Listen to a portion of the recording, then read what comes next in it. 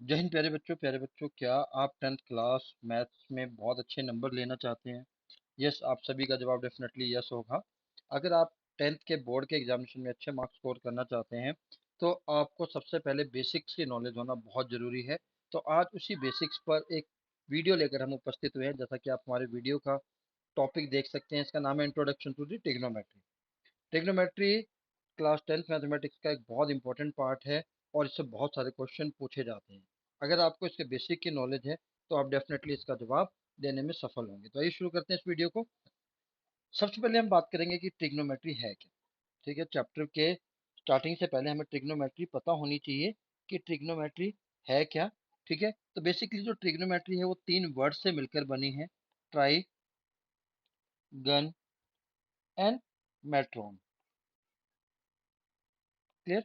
ट्राइगन and metron, as you know, tri means three, gun means sides, and metron means measurement. Clear? यानी कि हमें trigonometry किसके ऊपर based होती है, ट्रिग्नोमेट्री का मतलब क्या है। Trigonometry is the study of the relationship between sides and angle. ठीक है, हमने इसके अंदर किसके बारे में पढ़ना है? साइड्स एंड एंगल्स के बारे में। ठीक है, और ट्रिग्नोमेट्री को डिजाइन क्यों किया गया था? Generally it is used to measure the height of a building और अ माउंटेन। ठीक है, इसकी हाइट को मेजर करने के लिए इसको डेवलप किया गया था। सॉरी। और जो ट्रिग्नोमेट्री के सर्वेस की बात करें तो ये जनरली डिस्टेंस और एंगल्स, किसी दो प्लेस के बीच में डिस्टेंस और एंगल को मेजर करने में हमारी हेल्प करता है। तो आइए आगे चलते हैं। ट्रिग्नोमेट्री का मतलब आपको समझ में आ गया होगा, ट्रिग्नोमेट्री को क्यों डेवलप किया गया था ये भी आपको पता चल गया होगा। अब हम बात करेंगे रेशियोज की। ठीक है, ट्रिग्नोमेट्री रेशियोज। ठीक है, जनरली इसके अंदर जो आपको मेन रेशियोज पढ़ने हैं उससे पहले हमें पता होना चाहिए कि ट्रिग्नोमेट्री अप्लाई किस पर होगी। तो ट्रिग्नोमेट्री अप्लाई होगी हमेशा राइट एंगल ट्रायंगल पर।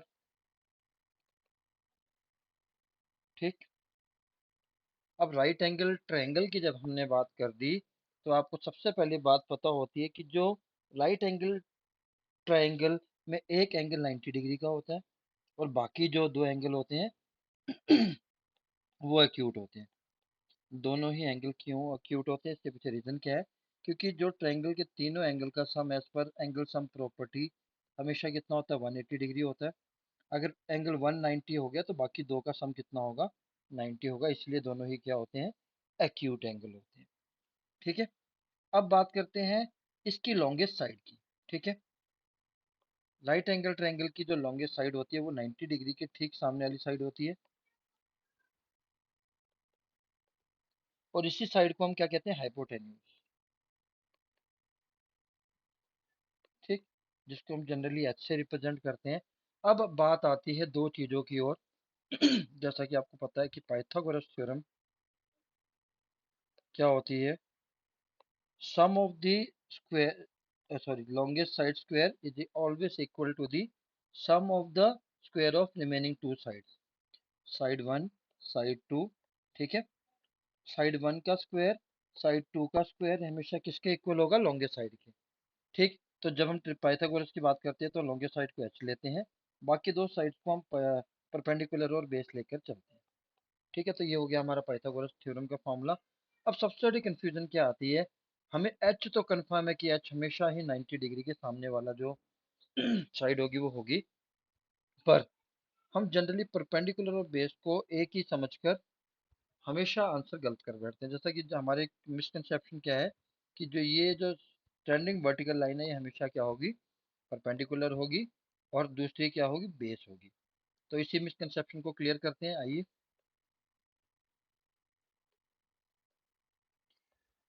सबसे पहले मैंने आपको बताया कि जो 90 डिग्री के सामने जो साइड होती है वो हाइपोटेन्यूज होती है। ठीक है, अब बचे दो परपेंडिकुलर बेस, आप इसको कैसे पता करेंगे?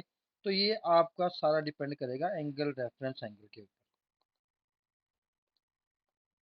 ठीक है, अब मैं इसको नाम दे देता हूँ ABC। क्लियर?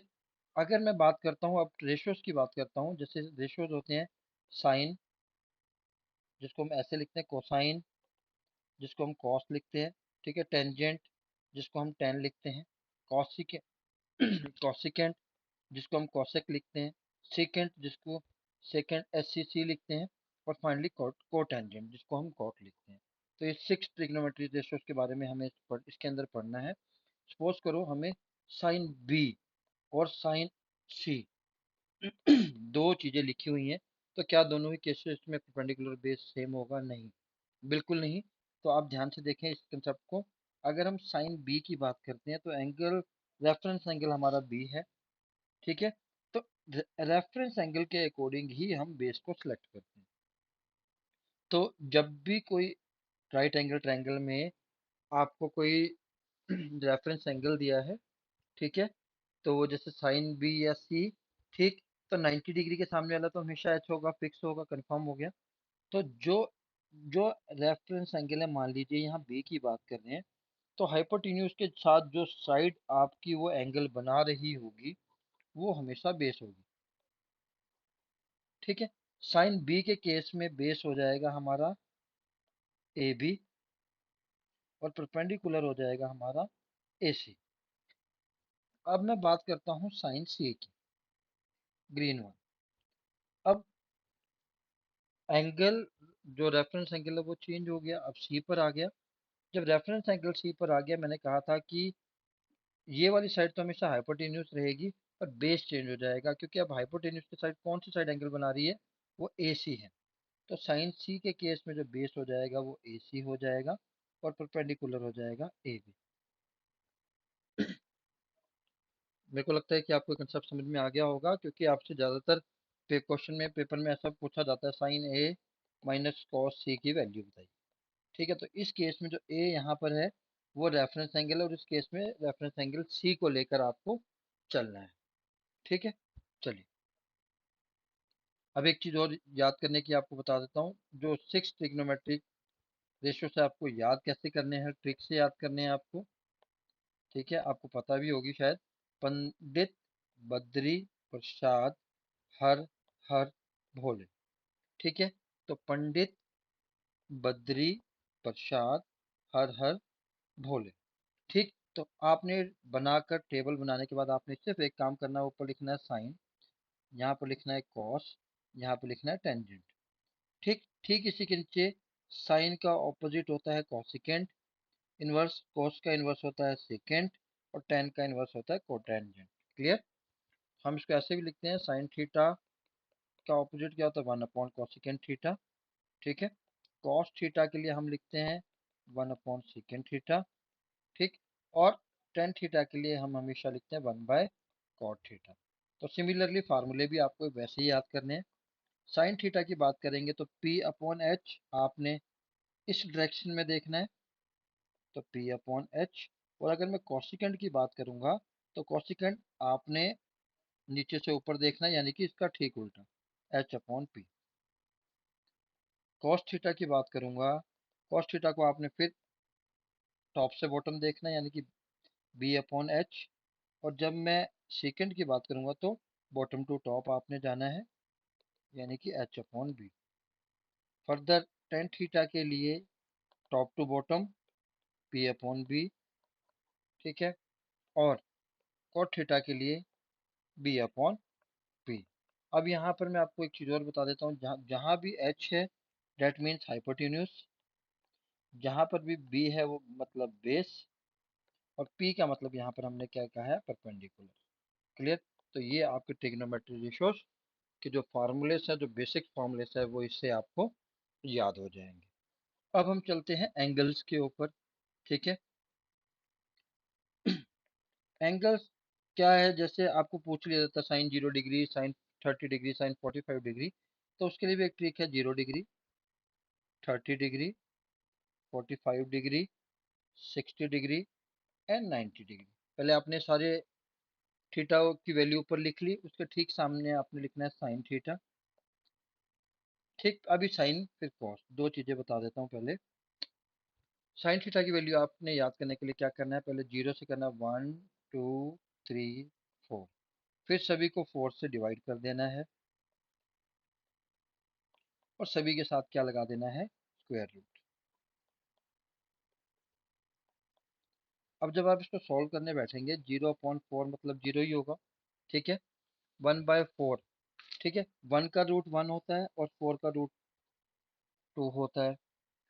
जब आप इसको ऐसे शॉर्ट फॉर्म में करेंगे तो 1/√2 आ जाएगा। रूट 3 का रूट 3 रहेगा, 4 का क्या हो जाएगा, 2 हो जाएगा। 4 से 4 कैंसिल, 1 का स्क्वायर रूट हमेशा क्या होता है, 1 होता है। अगर आप साइन की वैल्यू आपको सारी पता लग गई, तो कोस की वैल्यू इसी के रिवर्स में होती है, 1। ठीक है, अब इसको मैं यहाँ से स्टार्ट करूंगा रिवर्स ऑर्डर में। 1√3/2, ठीक है, 45 की वैल्यू दोनों की सेम रहेगी, फिर 1/2 और 0। ठीक, मैं किस ऑर्डर में गया, मैं अब इस ऑर्डर में मैंने इसको फॉलो किया। अगर आपको ये याद नहीं रहता ये ऑर्डर, तो आपने कुछ नहीं करना है। कॉस थीटा के लिए भी सेम वही ट्रिक, पहले हमने 0 1 2 3 4 लिया था। कॉस थीटा की टर्म में हमें क्या लेना, 4 3 2 1 0, फिर 4 से सभी को डिवाइड कर देना है। ठीक, और सभी के साथ क्या ले लेना है, स्क्वायर रूट ले लेना है। ठीक, 4/4 1, 1 का स्क्वायर रूट 1, ठीक है, √3 का स्क्वायर रूट √3 होता है, 4 का 2, तो ऐसे ऐसे सारी वैल्यू आ जाएगी। अब बात करते हैं टेन की। टेन के लिए जो हम फार्मूला लेते हैं, वो लेते हैं हम sine theta upon cos theta. ठीक, हमेशा आपने याद रखना है। ठीक, अगर आपको पूछ लिया जाता है टेन 45 डिग्री की वैल्यू अगर आपको याद नहीं है, तो साइन 45 की वैल्यू देखिए क्या है, 1/√2, और कॉस 45 की वैल्यू क्या है, 1/√2। दोनों की वैल्यू 1/√2 है, तो आपने 1/√2 इसकी भी ले ली साइन 45 की, और कॉस की भी 1/√2। सारा कैंसिल हो गया तो बचा क्या, 1। टेन 45 की वैल्यू क्या होती है, 1 डिग्री। ठीक है, तो आप ऐसे सारे फार्मूले याद कर सकते हैं। अब हम चलते हैं एक बेसिक और इम्पोर्टेंट बेसिक। ठीक, कि कुछ आ जाता है कि जो साइन ए है, क्या ये साइन मल्टीप्लाई ए का प्रोडक्ट है। ठीक है, तो ये प्रोडक्ट नहीं है, इसका मतलब होता है साइन ऑफ एंगल ए। ठीक है, इसको आप अलग अलग करके नहीं कर सकते। एक एग्जांपल के लिए एग्जांपल दे देता हूँ मैं आपको। जैसे दो चीजें लिखी हैं, साइन 60 और साइन 30 डिग्री।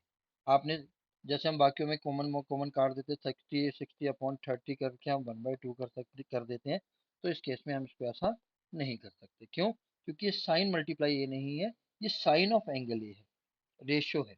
ठीक है, तो पहला कंसेप्शन आपने ये याद रखना है। दूसरी चीज क्या है कि साइन ए और कॉस ए की वैल्यू हमेशा लेस देन 1 होती है, एक से कम होती है। इसके पीछे रीजन भी मैं एक्सप्लेन कर देता हूँ। ट्रायंगल एक ही बनाऊंगा मैं, ए बी सी। ठीक है, बी पर 90 डिग्री है, साइन ए की बात करें तो एंगल रेफरेंस ए है। ठीक है, साइन का फार्मूला क्या होता है, साइन ए की बात अगर मैं करूं, साइन के लिए अभी मैंने कहा था पंडित बद्री प्रसाद हरहर बोले, यानी कि P/H होगी। ठीक है, एच क्या है, ए सी है 90 के सामने वाली। ठीक है, यहाँ पर क्योंकि एंगल रेफरेंस ए पर बन रहा है, तो ये बेस हो जाएगा, और ये परपेंडिकुलर यानी कि बी सी है। तो प्यारे बच्चों, आप सभी को पता है कि ए सी क्या है, यहाँ पर लॉन्गेस्ट साइड है, लॉन्गेस्ट साइड है, यानी कि जो ए सी होगा वो बी सी से बड़ा होगा। तो जब डिनोमिनेटर न्यूमरेटर से बड़ा है, for an example 5/7, denominator numerator से बड़ा है, तो इसका जो आंसर आएगा ना, वो हमेशा 1 से कम आएगा। आप चेक भी कर सकते हो। ठीक है, सिमिलरली जब कॉस ए की बात करेंगे हम, कॉस ए के लिए भी बेस वही है, लेकिन यहाँ पर क्या हो जाता है, B/H हो जाता है।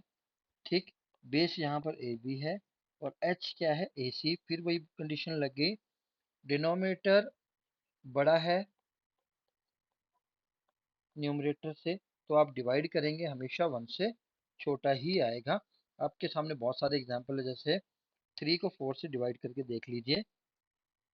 मैं डायरेक्ट डिवाइड कर देता हूँ इसको।